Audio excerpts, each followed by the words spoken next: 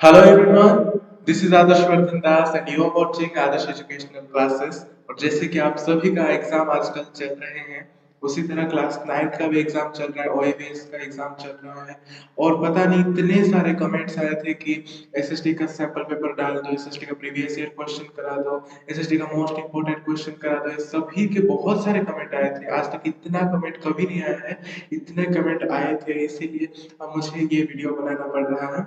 पिछले अगले पिछले साल जब मैं 9th क्लास में था, तब मेरे जो PT1 PT2 और हाफ ईयरली के जितने मोस्ट इंपोर्टेंट क्वेश्चन थे, उन सबको मैंने आज आपके लिए बना के रखा है। वही सब मैं आपको आज सॉल्व करके देने वाला हूँ एक्सप्लेनेशन के साथ, और उसी को हम पढ़ने वाले हैं। इसको हल्के में मत लेना, क्योंकि ये जो क्वेश्चन है बहुत ही इंपॉर्टेंट है। इतने डायरेक्ट क्वेश्चन आपके एग्जाम्स में नहीं आएंगे, फिर भी अगर आप ये करेंगे तो आपके कंसेप्ट जो है वो क्लियर हो जाएंगे। कंसेप्ट अगर क्लियर होंगे तो आप कुछ भी सॉल्व कर सकते हैं, वो चाहे सर्च रीजनिंग हो या फिर कॉम्पिटेंसी क्वेश्चन क्यों ना हो, वो आप सॉल्व कर सकते हैं। फाइनल एग्जाम में इतने डिफिकल्ट क्वेश्चन तो नहीं आते हैं, फिर भी आपको प्रिपेयर करके रहना है। आज जो क्वेश्चन है वो बहुत ही इजी क्वेश्चन है, पूरे डायरेक्ट डायरेक्ट क्वेश्चन है। बुक में जो बुक अच्छे से रीड करते हैं उनको अच्छे से पता चल जाएगा कि ये कौन सा चैप्टर से कौन सा क्वेश्चन है। वही सब हम करने वाले हैं, और इन क्वेश्चन को आपको अच्छे से रीड करना है, अच्छे से प्रैक्टिस करना है, आपको बहुत ही हेल्पफुल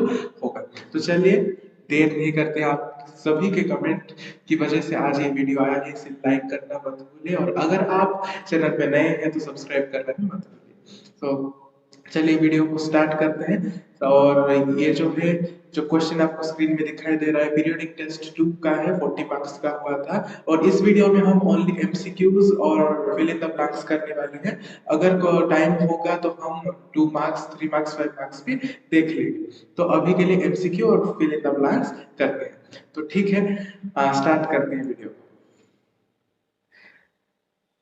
तो ये जो पहला क्वेश्चन है, आ, आ, पहला क्वेश्चन है, सर्व शिक्षा, ये जो सर्वर हो गया है ये गलत हो गया है, वो सर्व शिक्षा अभियान होगा। तो ये जो सर्व शिक्षा अभियान है, सर्व शिक्षा अभियान aims to promote education in which age group, वो एज ग्रुप पूछा है, ये कौन से एज ग्रुप के आ, बच्चों को ये जो अभियान है वो प्रमोट करता है। एजुकेशन कौन से एज ग्रुप में, पूरा जो बुक है एनसीईआरटी में पूरा अच्छे से लिखा गया है, वो होगा 6 to 14।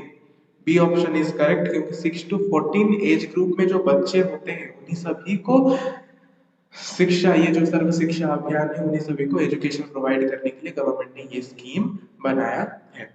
तो which peninsular river is called the Dakshin Ganga, ये तो बहुत इजी क्वेश्चन है। दक्षिण गंगा हम गोदावरी को ही कहते हैं। ये सब क्वेश्चन आपके एंट्रेंस किसी कहां पर भी आपको हेल्पफुल हो सकता है, इसीलिए इन सभी को अच्छे से प्रिपेयर करके अच्छे से याद रखना है। Which of the following is not included in the developing the quality of a population? देखो यहाँ पर एक ऑप्शन है हेल्थ। पॉपुलेशन, देखो अगर हेल्थ किसी का अच्छा नहीं होगा तो पॉपुलेशन भी अच्छा नहीं बढ़ पाएगा। अगर किसी का हेल्थ खराब है, वो अगर ज्यादा से ज्यादा लोग मर रहे हैं, तो पॉपुलेशन को ऑब्वियसली वो अफेक्ट करेगा।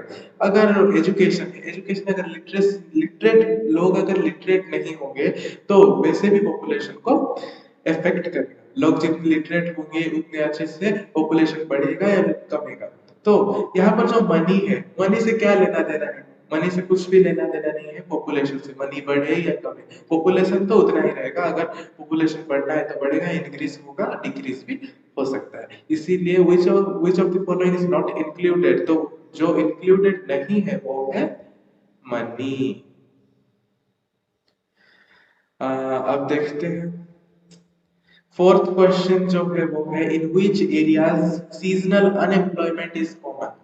सीजनल अनएम्प्लॉयमेंट क्या होता है, यहाँ पर कंसेप्ट भी अपना क्लियर कर लो कि सीजनल अनएम्प्लॉयमेंट क्या होता है। सीजनल अनएम्प्लॉयमेंट मतलब एक, फॉर एग्जांपल ले लो, एक खेत है, खेत में जो लेबरर्स होते हैं वो 6 मंथ के लिए अपॉइंटेड होते हैं। 6 मंथ के बाद उनका कोई काम नहीं होता है। अगर एक खेत में खरीफ क्रॉप्स अगर हो रहा है तो खरीफ क्रॉप्स कितने कितने समय होगा, मैक्सिमम टू मैक्सिमम 6 मंथ होगा। तो वो जो लेबरर उधर काम करेंगे, लेबर जो उधर काम करेंगे, वो मैक्सिमम टू मैक्सिमम 6 मंथ तक ही काम करेंगे, उसके बाद उनके बाद कोई काम नहीं है। इसीलिए इस जो अनएम्प्लॉयमेंट है इसको हम क्या कहते हैं, सीजनल अनएम्प्लॉयमेंट। तो सीजनल एम्प्लॉयमेंट कहाँ देखा जाता है, जैसे कि मैंने आपको एग्जांपल दे दिया फार्मिंग के सेक्टर में। तो फार्मिंग के जो सेक्टर है, उस फार्मिंग जो है वो कौन से लोग ज्यादा करते हैं फार्मिंग, रूरल लोग ही ज्यादा करते हैं। अर्बन लोग तो ज्यादातर सर्विसेज करते हैं। मोस्ट ऑफ द जो गांव के लोग हैं वही रूरल फार्मिंग एक्टिविटीज में अपॉइंटेड होते हैं। रूरल एरियाज के जो लोग हैं वही फार्मिंग एक्टिविटीज में अपॉइंटेड होते हैं। The river Narmada has its source at Satpura range जो है, देखो सतपुरा रेंज जो है, सतपुरा में तापी रिवर ओरिजिनेट होता है। तापी रिवर जो है वो सतपुरा रेंज से ओरिजिनेट होता है। ब्रह्मगिरी और ब्रह्मगिरी जो है कावेरी रिवर ओरिजिनेट होता है। कावेरी रिवर जो है वो ब्रह्मगिरी से ओरिजिनेट होता है। तो यहाँ पर कौन सा बचा, अमरकंटक हिल्स। अमरकंटक हिल्स से ही नर्मदा रिवर होता है। तो इन दोनों को जो मैं सर्कल किया वो गलत है, इसीलिए जो अमरकंटक है वही option A is correct.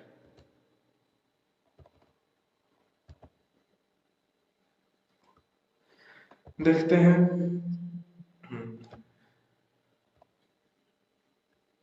Match the following, Kaveri river जो है इससे रिलेटेड ये जो मैच द फॉलोइंग है, जब मैं 9th क्लास में था उससे एक मजेदार कहानी सुनाने वाला हूँ। तो क्या था कि जब मैं एग्जाम दे रहा था, PT2 एग्जाम दे रहा था, तो तब मुझे दो आंसर पता नहीं था।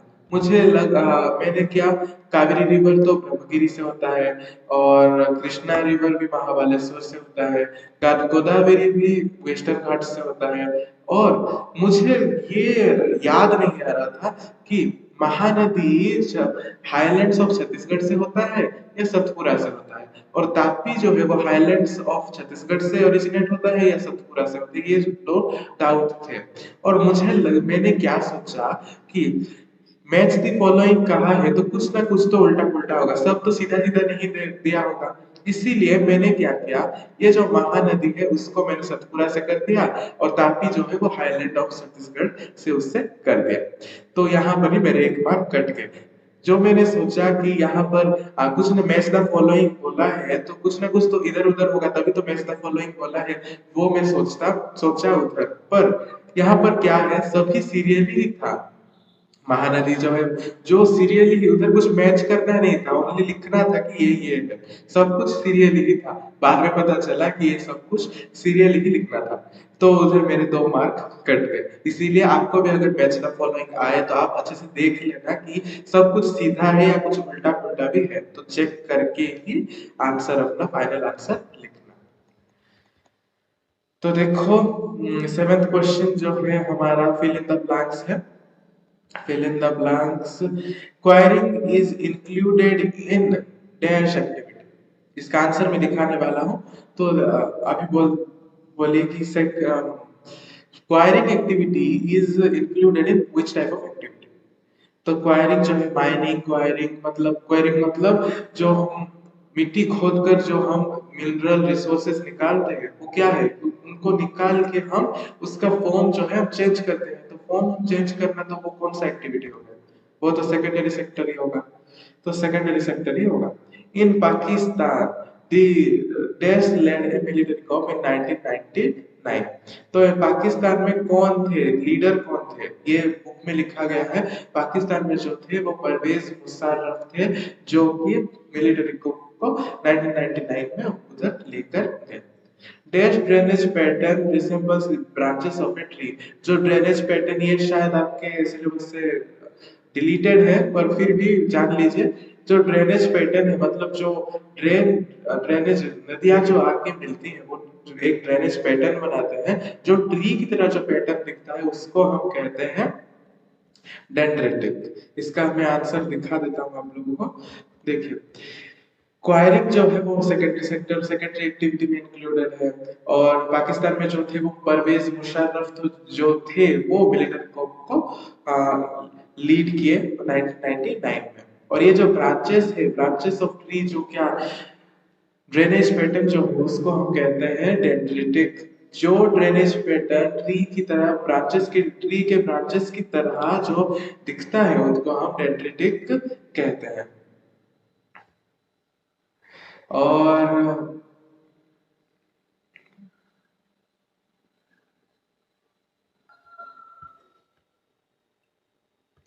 देखो 9 नंबर क्वेश्चन जो है शायद आपको इधर उधर थोड़ा कट हो रहा होगा स्क्रीन में, उसको सेट करने में जरा टाइम गया इसीलिए थोड़ा सा कट हो रहा होगा, पर मैं आपको बोल रहा हूँ वो सुन के भी आप पता लगा सकते हैं। तो 9 नंबर जो क्वेश्चन है वो देखो, डैश ड्रेनेज पैटर्न, ये तो कर लिए। 10 नंबर देखो, 10 नंबर जो है, dash refers to the death of child under the age of 1 year. तो इन्फांट मोर्टालिटी रेट मतलब बच्चे जो होंगे, जो बच्चे पैदा होके 1 साल से पहले ही जो बच्चे मर मर गए होंगे उसको हम कहते हैं इन्फांट मोर्टालिटी। तो इन्फांट मोर्टालिटी रेट मतलब 1 साल में, 1 साल से, ध्यान से समझना, 1 साल में मतलब हम कैसे निकालेंगे, 1 साल में, 1 साल से जो छोटे बच्चे जो हैं वो कितने मरे हैं उसको हम रेट निकालते हैं, वही हमको शो करता है इन्फांट मोर्टालिटी रेट को। और यहाँ पर देख सकते हैं secondary sector is also known as, ऐसे तो बहुत इजी है, secondary sector is also known as manufacturing sector और इंडस्ट्रियल सेक्टर भी बोलते हैं, क्योंकि यहाँ पर फैक्ट्रीज में एक रिसोर्सेज को एक फॉर्म से दूसरे फॉर्म को ट्रांसफॉर्म किया जाता है। 12 नंबर देखो, this peninsular river is also called Dakshin Ganga, ऊपर करके आए हैं हम, इसको हम कहते हैं Godavari. This is the world's largest drainage basin, world से लार्जेस्ट ड्रेनेज बेसिन कौन सा है, अमेज़न। ये पता नहीं कहाँ कहाँ से पिक्चर आ जाते हैं, और पिक्चर वाटर मार्क है शायद, वाटर मार्क है, तो फिर भी मैं बोल रहा हूँ सुन लो। इन 14 नंबर क्वेश्चन देखो, in a democracy the final decision making power must rest with, किसके साथ करता है, पार्लियामेंट। पार्लियामेंट की जो फाइनल डिसीजन है, पार्लियामेंट अगर फाइनल डिसीजन नहीं देगा कि ये रूल पास नहीं होगा, वो अगर नहीं देगा तो कुछ भी नहीं हो सकता। फाइनल डिसीजन मेकिंग पावर जो है वो पार्लियामेंट के पास ही होता है। तो नेक्स्ट क्वेश्चन हम देखने वाले हैं। सो द नेक्स्ट क्वेश्चन है, तो ये जो नेक्स्ट क्वेश्चन है वो हाफ ईयरली एग्जामिनेशन का क्वेश्चन है। हाफ ईयरली एग्जामिनेशन में आप जब 9th में है तो शायद आपको हाफ ईयरली एग्जामिनेशन में 40 मार्क्स का आया होगा, पर आप जब 10th क्लास में आएंगे हाफ ईयरली एग्जामिनेशन ही आपका 80 मार्क्स का होगा। हाफ ईयरली एग्जामिनेशन का जो पेपर आएगा वो 80 मार्क्स का हो सकता है। 9th में आपको 40 मार्क्स का हुआ होगा, हमारे टाइम पे तो 40 मार्क्स का ही हुआ था। तो ये जो क्वेश्चन है बहुत इजी थे। देखो पहले जो ये क्वेश्चन है, for Lok Sabha elections country is divided into dash number of constituencies. तो कितने नंबर ऑफ कॉन्स्टिट्यूएंसीज में डिवाइडेड होता है लोकसभा का सीट, तो वो होगा 543। 543 जो है इसका करेक्ट आंसर है। तो देखो यहाँ पे, in order to be candidate to contest elections in the minimum age is, तो एक कैंडिडेट होने का जो इलेक्शन में भाग लेने के लिए, कैंडिडेट होने के लिए मिनिमम एज ग्रुप क्या होता है, एज क्या होता है, तो वो है 25 ईयर्स। 25 ईयर्स जो है वो एज ग्रुप, ठीक है। सो थर्ड नंबर क्वेश्चन देखो, थर्ड नंबर क्वेश्चन है, currently in the Lok Sabha dash number of seats are reserved for the scheduled caste। एससीज के लिए लोकसभा इलेक्शन में, लोकसभा में कितने सीट्स रिजर्व होते हैं एससीज लोगों के लिए। उसी तरह आप लोगों ने एसटी के लिए भी पढ़ा होगा, एससीज के लिए कितने, एसटी के लिए कितने। कंफ्यूज नहीं होना है, मैं बहुत कंफ्यूज होता था, पर आपको कंफ्यूज नहीं होना है। शेड्यूल्ड कास्ट के लिए लोकसभा में कितने सीट्स रिजर्व्ड हैं, तो शेड्यूल्ड कास्ट के लिए लोकसभा इलेक्शन में 84 सीट्स जो है वो है रिजर्व्ड है, 84 सीट्स रिजर्व्ड है लोकसभा में। और फोर्थ क्वेश्चन देखो, the climate of India is described as which type. India का जो क्लाइमेट है हम उसे किस टाइप का क्लाइमेट कहते हैं? क्लाइमेट मतलब पिछले 30 सालों में जो क्लाइमेट वेदर कंडीशन चलते आ रहा होगा किसी पर्टिकुलर एरिया में, उसे हम कहेंगे क्लाइमेट। क्लाइमेट एंड वेदर के बीच में तो डिफरेंस पता ही होगा। वेदर मतलब आज परसों जो मौसम होगा उसे हम वेदर कहते हैं, पर पिछले 30 सालों से एक एरिया में जो वेदर कंडीशन होगा उसे हम कहेंगे क्लाइमेट। तो इंडिया का जो क्लाइमेटिक कंडीशन है उसे किस टाइप का क्लाइमेट कहा जाता है? मॉनसून कहा जाता है। मॉनसून टाइप का क्लाइमेट है। तो फिफ्थ क्वेश्चन देखो। फिफ्थ क्वेश्चन है हमारे पास, where can one find a wide difference in day and night temperature in India? तो इंडिया में कौन से जगह पे दिन और रात में जो टेम्परेचर है वो बहुत ही डिफरेंस करता है? मतलब दिन में बहुत गर्मी होता है, रात में बहुत ठंड होता है। अंडमान निकोबार इसमें तो नहीं होता है, गोवा में भी नहीं होता है, केरला में तो नहीं होता है, मॉडरेट ही होता है। थार डेजर्ट, सी ऑप्शन जो है, थार डेजर्ट जो है, थार डेजर्ट में दिन में बहुत गर्मी होता है। दिन में 107, 108, 120 डिग्री सेल्सियस तक भी गर्मी होती है, और रात में जो माइनस में चले जाता है थार डेजर्ट में जो कंडीशन होती है। तो इसमें बहुत बहुत ज्यादा डिफरेंस आपको देखने को मिलेगा। सिक्स नंबर देखो, विच areas experience less contrast in temperature conditions? तो इनमें से कौन सा जगह पर आप टेम्परेचर कंडीशन लेस कॉन्ट्रास्ट कर सकते हैं? मतलब समंदर के पास, फॉर एग्जांपल ये आंसर होगा ए, कोस्टल एरियाज। कोस्टल एरियाज में क्या होता है? कोस्टल एरियाज में जो समंदर होता है, समंदर की वजह से high temperature, high pressure, low pressure, आपको पता होगा हाई प्रेशर लो प्रेशर की वजह से जो समंदर का गर्मी है, जो समंदर वो इधर आ जाता है, देर रात में जो इधर का है वो उधर चले जाता है क्या टेम्परेचर। तो उसी को कहा जाता है लेस कॉन्ट्रास्ट होता है कौन से एरियाज में? कोस्टल एरियाज में।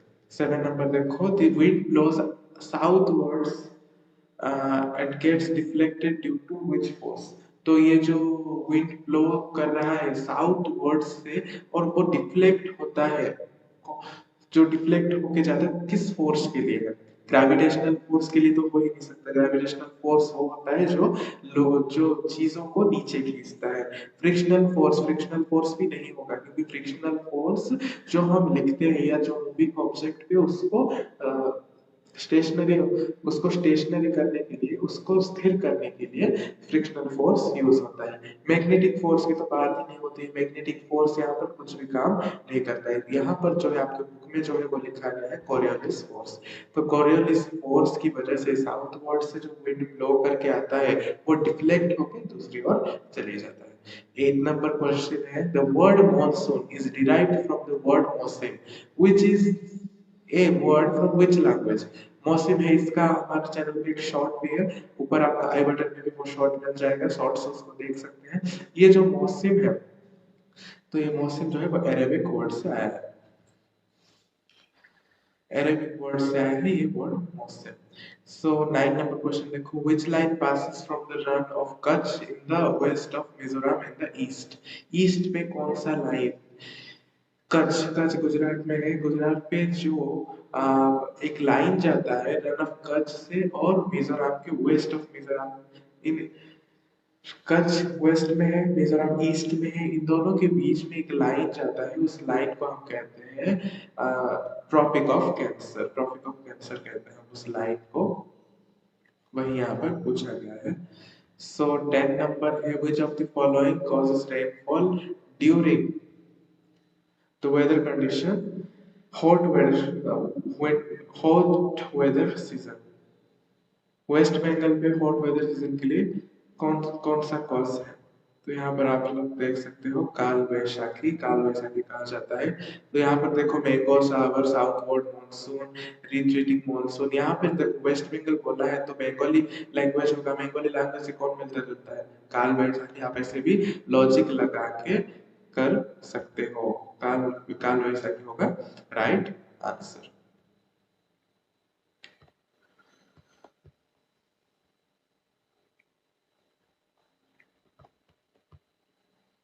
तो देखो 11 नंबर जो है, 11 number, why does India experience milder winters as compared to Central Asia? India क्यों माइल्डर विंटर्स फेस करता है? इंडिया इसीलिए माइल्डर विंटर्स फेस करता है इस क्योंकि बिकॉज ऑफ हिमालयास। हिमालयास मतलब जो बिकॉज ऑफ हिमालयास जो विंटर के जो विंड्स आते हैं, विंटर विंड्स आते हैं, हिमालय दूसरे जगह पर जाने नहीं देता है, उसको इंडिया में आने से रोक, इंडिया पे ही बारिश होने के लिए लगता है। जो वेट क्लाउड्स होते हैं उनमें जो पानी होता है वो क्लाउड्स हिमालय से टक्कर खाकर वो पानी जो है इंडिया पे रेनफॉल होता है। उसी तरह इंडिया में ज्यादा विंटर होता है। उसी तरह जब सेंट्रल एशिया से जो क्लाउड्स आते हैं वो इंडिया के अंदर आने नहीं देते हैं। तो इसीलिए बिकॉज ऑफ हिमालयास जो है India experiences milder winters as compared to central Asia. 12 number देखो, which of the following stations of India experiences snowfall in winter? Winter पे कौन सा स्टेशन करता है? औरंगाबाद में तो धूप होती है, कोलकाता में, वेस्ट बंगाल वो भी धूप होता है, पुडुचेरी में भी धूप होता है, श्रीनगर जो है वो कश्मीर में है तो ये ठंड जगह है, आप ऐसे भी लॉजिक लगा के कर सकते हो। द वर्ड मौसम ऊपर ही के करके आए थे, तो द वर्ड मौसम comes from which language? Arabic language से आता है। और उसके बाद तो देखो यहाँ पे ये तो हो गया श्रीनगर। और वर्ड मौसम जो है उसका मीनिंग क्या है? मौसम जो है उसका मीनिंग क्या है? हम जो हिंदी में मौसम कहते हैं वही अरबिक वर्ड में मौसम है, और उसी को हम वो मौसम जो है उसका मतलब सीजन है। सीजन, सीजन को ही हम कहते हैं मौसम करके कहते हैं। ठीक है, तो चलते हैं 14 नंबर क्वेश्चन की ओर। 14 नंबर क्वेश्चन देखो, the wind blowing in the northern plains in summer is called. तो समर में जो विंड ब्लो करता है नॉर्थर्न प्लेन्स में उसको हम क्या कहते हैं? तो उसको हम कहते हैं लू। लू, क्यूट सा नेम है ना, लू। तो इससे लू, लू जो है वो विंड ब्लो करता है नॉर्थर्न प्लेन्स से, और नॉर्थर्न प्लेन्स से आता है, और इसी वजह से समर समर समर में ये विंड ब्लो करते हैं, लू कहते हैं उससे। न्यूज चैनल में भी आपने सुना होगा लू हो रहा है, लू। तो 15 नंबर क्वेश्चन देखते हैं, which of the following place receives highest rainfall in the world? तो आपके बुक में जो है वो है मौसिन राम। बुक में जो है मौसिन राम, क्योंकि मौसिन राम रिसेंटली मौसिन राम में सबसे ज्यादा बारिश होती है। पर आप अगर पिछले 10 साल या पिछले डाटा से देखेंगे तो चेरापूंजी जो है उसमें सबसे ज्यादा बारिश होती थी, पर अब जो है मौसिन राम में सबसे ज्यादा बारिश होती थी। तो यहाँ पर चेरापूंजी के किस को मार के मत आना, क्योंकि बुक में मौसिन राम ही लिखा है। तो ये जो है 16 17 18, इसको हम आंसर देख के करते हैं। चलो 16 नंबर जो क्वेश्चन है, 16 नंबर क्वेश्चन है, dash refers to the sum total of weather. Dash refers to the sum total of weather condition over a long period of time. तो जैसे मैं बोल रहा था क्लाइमेट, क्लाइमेट क्या होता है? पिछले 30 सालों में, तो पिछले 30 सालों में जो एक पर्टिकुलर एरिया में जो एक वेदर कंडीशन रहा है उसको हम कहते हैं क्लाइमेट। समझ में आ गया? तो 17 नंबर देखो, 17 number, dash is responsible for free and fair election in India. Free and fair elections के लिए कौन रिस्पांसिबल है? ईसी। ईसी मतलब इलेक्शन कमीशन। इलेक्शन कमीशन जो है वो इलेक्शन, फ्री और फेयर इलेक्शन करने के लिए इलेक्शन कमीशन रिस्पांसिबल है। जितने भी सारे काम होते हैं इलेक्शन कमीशन उस सभी को करता है। 18 नंबर देखो, days years is the tenure of Lok Sabha. Tenure का मतलब है लोकसभा में जो मंत्री हैं, मतलब जो एमएलएस एमपीज हैं, तो वो लोग वो कितने समय तक काम कर सकते हैं? वो लोग 5 इयर्स तक काम कर सकते हैं, और राज्यसभा में जो है वो 6 इयर्स है। राज्यसभा का टेन्योर जो है वो 6 इयर्स है, लोकसभा का जो है वो 5 इयर्स है। तो 19 नंबर देखो, days appoints the election commissioner of India. Election commissioner को कौन अपॉइंट करता है? इधर देखो, इलेक्शन कमीशन इलेक्शन कमीशन जो है वो सारे फ्री और फेयर इलेक्शन को कंडक्ट करता है, पर इलेक्शन कमीशन में इलेक्शन कमिश्नर जो है, इलेक्शन कमिश्नर को कौन करता है? प्रेसिडेंट। प्रेसिडेंट जो है वो प्रेसिडेंट अपॉइंट करता है इलेक्शन कमिश्नर को। याद रखना है, भूलना नहीं है। 15 तारीख को आप लोगों का एग्जाम है, तो एग्जाम में अच्छे से करके आना है। 20 नंबर क्वेश्चन देखो, dash seats are reserved for scheduled tribe in Lok Sabha. तो शेड्यूल्ड ट्राइब जैसे हमने देखा, शेड्यूल्ड कास्ट के लिए कितना था, अब शेड्यूल्ड ट्राइब के लिए है। शेड्यूल्ड ट्राइब के लिए 47 सीट्स जो है वो रिजर्व्ड है इन लोकसभा इलेक्शंस। लोकसभा में जो लोकसभा में 47 सीट्स जो है वो शेड्यूल्ड ट्राइब के लिए रिजर्व्ड है।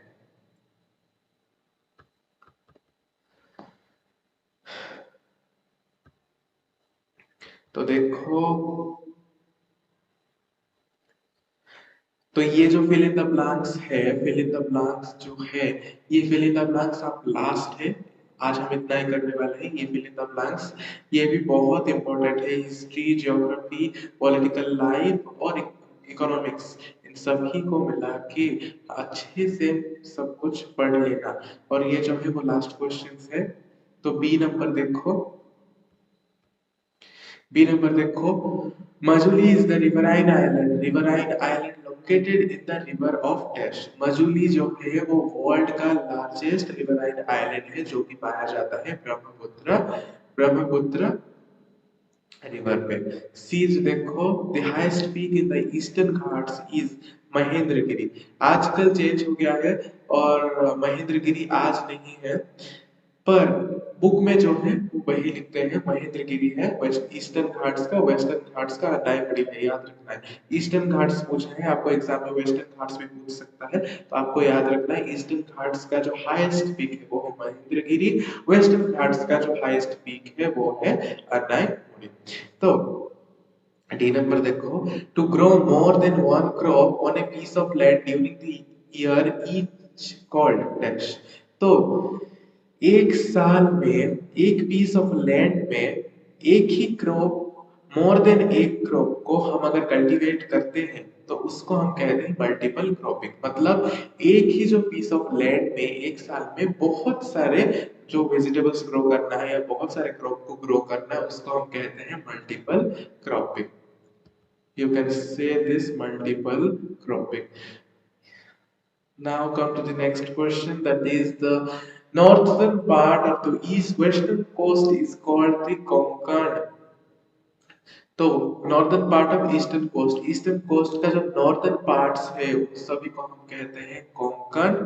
और the full form of HYV जो है, HYV का फुल फॉर्म है high yielding variety. High yielding variety seeds जो है वो यूज करते हैं ताकि ज्यादा से ज्यादा हमको हार्वेस्ट मिल सके, ज्यादा से ज्यादा हमको क्रॉप्स मिल सके। रूसो, रूसो कौन थे? जीन जैकिस रूसो, ये आपके हिस्ट्री से आया है। जीन जैकिस रूसो जो थे वो लिखे थे जी सोशल कॉन्ट्रैक्ट्स, लोगों के बीच में अवेयरनेस को पहुंचाने के लिए वो ये बुक लिखे थे। वो बहुत सारे बुक लिखे थे, पर आपके टेक्स्ट बुक में ओनली लिखा है सोशल कॉन्ट्रैक्ट। वो लिखे थे social contract, Jean Jacques Rousseau. Rousseau लिखा है जीन जैकिस रूसो, उनका पूरा नाम है। Last question of this session, तो they divides the country into almost equal parts। तो ये जो ट्रॉपिक ऑफ कैंसर है वो माना जाता है इमेजिनरी लाइन से। आपको पता है tropic of cancer, tropic of capricorn, equator, ये सब रियल में कहाँ एग्जिस्ट नहीं करता है। ये सभी जो है ये सभी इमेजिनरी लाइंस हैं, और इन इमेजिनरी लाइंस को हम करते हैं ताकि हम किसी जगह पर्टिकुलर लोकेशंस को जान सके, टेम्परेचर को जान सके, इसीलिए हम इन सभी को इमेजिनरी लाइंस बनाए। तो ये जो है टॉपिक ऑफ कैंसर वो इंडिया को ऑलमोस्ट 2 इक्वल पार्ट्स में डिवाइड करता है। तो dash divides the country into almost 2 parts, तो उसे हम कहते हैं टॉपिक ऑफ कैंसर। तो इसी के साथ हमने आज सभी चैप्टर्स के हिस्ट्री, ज्योग्राफी, पॉलिटिकल लाइफ और जो बहुत कुछ है वो उसी सभी को हमने मिला के बहुत अच्छे से प्रैक्टिस किया है। आई थिंक हमने सारे कंप्लीट कर लिए हैं। 2 मार्क्स 3 मार्क्स मैं ट्राई करता हूँ 15 से पहले अपलोड करने के लिए अगर कुछ प्रॉब्लम होता है तो नहीं कर पाऊंगा, इतना आपके लिए सफिशिएंट है। एमसीक्यू से ये सब जितना मैंने समझा दिया वो सब सफिशिएंट है। आप सब ये सब पढ़ के भी अच्छे मार्क्स स्कोर कर सकते हो। वैसे भी जो हमारा चैनल है, चैनल में आप सभी हिस्ट्री एसएसटी के previous year question already uploaded है, आप देख सकते हैं और आ, उसको प्रैक्टिस भी कर सकते हैं। और आज जो था ये मोस्ट इम्पोर्टेंट क्वेश्चन था। इन सभी से आपको मुझे लगता है आप सभी को इन सब से जो कंसेप्ट है वो क्लियर हो चुका होगा। टिल आपको कुछ भी डाउट है, if you have any queries, any doubt, don't forget to leave it in the comment section. I am always there to resolve your doubt. तो मैं आप सभी को रिप्लाई करूंगा, आप सब कमेंट करना मत भूलना। और जिन्होंने भी थैंक यू भैया, थैंक यू सर कर करके लिखा है, मैं उन सभी को वेलकम कहना चाहूंगा। थैंक यू सो मच, आपके कमेंट्स हमें बहुत बहुत बहुत प्यारे लगते हैं और बहुत ही हमें एनकरेज करते हैं अच्छे अच्छे वीडियो लाने के लिए। जल्द ही हम आएंगे अगले वीडियो में और बने रहिए आपके क्लास के कुछ वीडियो इंफॉर्मेटिव वीडियो में ज्वाइन होने के लिए। So that's it from my side, take care and bye.